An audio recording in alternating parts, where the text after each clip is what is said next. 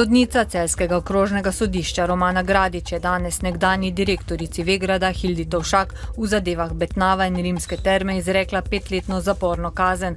Ker je sodba v zadevi Čista lopata postala pravnomočna in je Tovšakova priznala krivdo tudi glede blagajne vzajemne pomoči, je sodnica izrekla enotno kazen 7 let in pol zapora.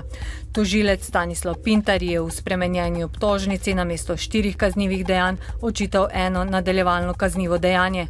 Kot olajševalno okoliščino je sodišče prepoznalo dejstvo, da se v omenjenih kaznivih zadevah ni osebno koristila in je skušala le rešiti Vegrad.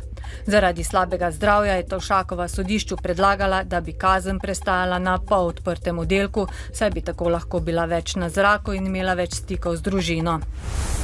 Potem, ko je svet največje vladne stranke Pozitivne Slovenije za jesen sklical volilni kongres, je neuradno zaokrožilo, da si na čelo stranke znova želi Zoran Janković, ki je ob oblikovanju koalicije kot predsednik Pozitivne Slovenije odstopil.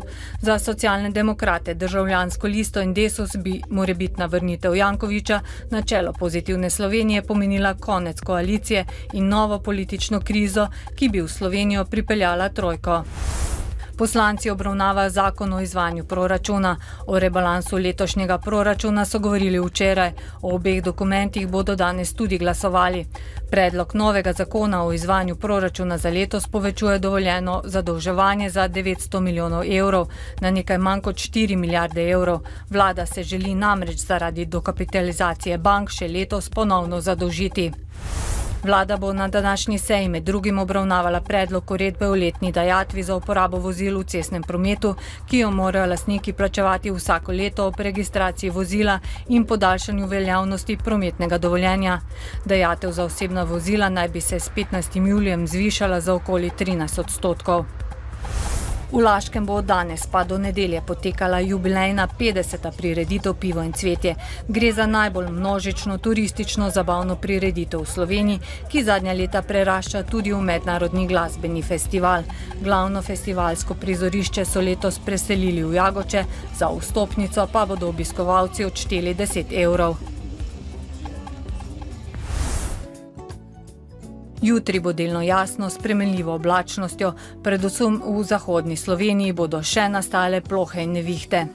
Najnižje jutranje temperature bodo od 11 do 16, na Primorskem do 18, najvišje dnevne od 24 do 27, na Primorskem do 30 stopinj Celzija. V soboto in nedeljo bo večinoma sončno, popoldne bo nastala kakšna ploha ali nevihta. Danes v Dnevniku televizije Maribor. Tovšakovi 5 let zapora za Betnavo, sodba čaka še Krašovca. V ptujski bolnišnici o izgubi in razpisu za direktorja. Zanimanje podjetij za kadrovsko štipendiranje vse manjše. Novice Štajerske, Pomurja in Koroške ob 18.